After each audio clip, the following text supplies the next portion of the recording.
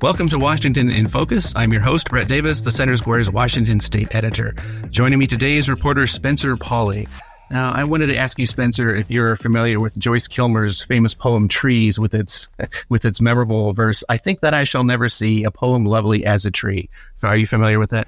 I can't say I am, unfortunately, Brett. I'm not too cultured in that respect.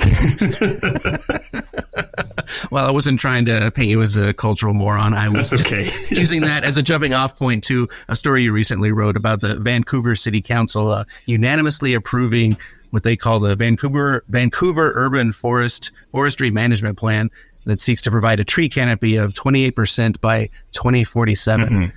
So can you give us some specifics on this plan, how much it's going to cost, and what it's supposed to achieve? Sure. There's a lot to dig in here. Okay. This plan is hundreds of pages long. Okay. So the main thing the city is trying to do here is reach this 28% goal by 2047. What's the percentage of coverage now? Currently, it is around 21% tree canopy coverage. Okay. And I believe that was found in 2021. Now, in order for them to reach this 20% goal, they're going to need to plant estimated 124,900 trees within the next 33 years. That's a lot of trees. Yeah. And, in order to plant some trees, it's going to cost some money, as I rub my fingers together.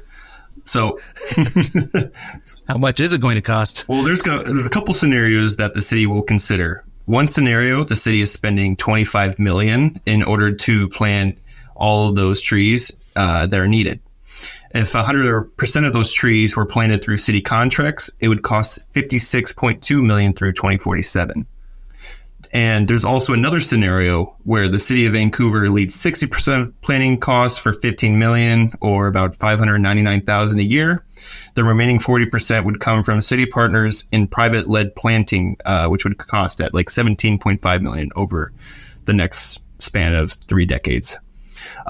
So how are they going to decide which plan to go with? Well, that's something they're going to have to consider after they've adopted this final plan, I suppose. Oh, I see. Yeah, so still in the works. Still in the works here. Now, one thing I think we have to know is that these costs came way down in this draft plan. I had to really dig in here to find this, and I can't just Control F. Look at cost, the dollar sign, which I usually do, but it was kind of difficult this time. So a lot of scrolling to find these costs. Now, one thing we should consider here is that this plan was drafted in part by the software company that the city uses to find these tree canopy coverage. So it could be some bias in there. We don't know.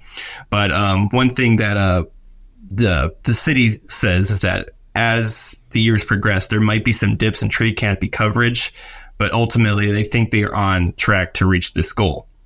Now, at this Vancouver City Council meeting on Tuesday, Vancouver Mayor Pro Tem Ty Stober voiced his concerns not about the finances of this plan, but more about residents cutting down more trees than they're planting. He's also voiced concerns over the quality of the trees, some being too short, that it's not really covering anyone. They're less than 6 feet tall. And, also public utilities has to trim these trees sometimes because they need 10 feet of clearance around their power lines. So it seems like the city's council is not quite looking at some of the finances more so, but there seems to be some flaws that they're pointing out here.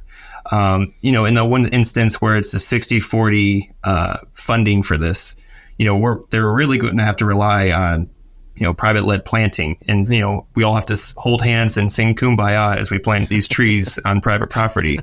But you should get a photo of that if it happens. That'd be a good one, right?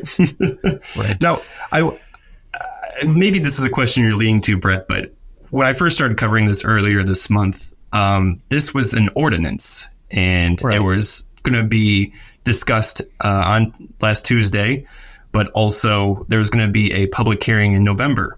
So it was to my surprise when at this Tuesday meeting, the plan got approved.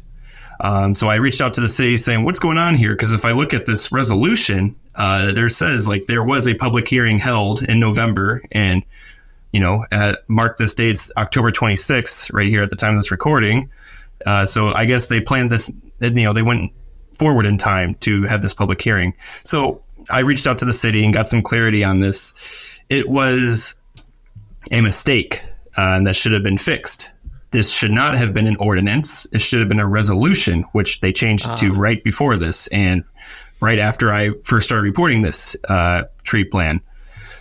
So what happens is changing it to a resolution means that, there's an ordinance would affect other ordinances or laws, whereas a resolution does not. So because this is a resolution, there is no public hearing set. Now, this is interesting to me that, we're not seeing a chance for, Vancouver residents to talk about this, but because we're talking about a lot of money being spent. Exactly. But I was directed to page 30 of the hundreds page plan here, in which there were 2 surveys mentioned at the beginning of this year, in which it included city staff members and external stakeholders. Now, this is a city that has an estimated 192,000 people within, and these 2 surveys collectively received 74 responses. And some of the things that were highlighted is that everyone's all in on planting more trees, and they believe that there needs to be more funding in order to do so. But other than that, I haven't seen much about, maybe any concerns that were had regarding these 74 survey responses. Now, maybe this is a dumb question. I'm not an expert or authority on tree canopies. What's the big advantage to expanding the tree canopies? I mean, it's basically just what areas that are, shaded by trees, increasing that. Is that what? Yeah. That's basically it. Is as Washington's seeing more warm summers lately, especially in seasons like during an El Nino year, we're going to see higher temperatures and whatnot, and you have to understand that Washington doesn't have, a lot of people don't have AC, but tree canopy, I know I don't. Me neither, but tree canopy coverage just kind of cools you down with shade. And I know I've covered this in the city of Seattle. They're looking to do the same thing, and city of Vancouver is doing that as well. Now, in this plan, earlier in the plan, they really tout that the current tree canopy coverage of 21% provides $40 million in ecological benefits, whether that's stormwater drainage, carbon emission reductions, what have you. But that's what they really stress, is that there is somehow $40 million that we are, generating or saving through these trees. So I don't know. We have to spend money to save money. Something like that, right? But mind you, I still note that, that estimation and this entire plan was made along with the software company that the city contracts for this tree canopy goal. So, right. Well, that looks like maybe a positive spin on throwing shade, as it were. I guess we'll have to wait and see. There you go. All right. Thanks so much for keeping us in the loop, Spencer. You're welcome. Listeners can keep up with this story and more at thecentersquare.com. For Spencer Pauly, this is Brett Davis. Please subscribe and thanks for listening.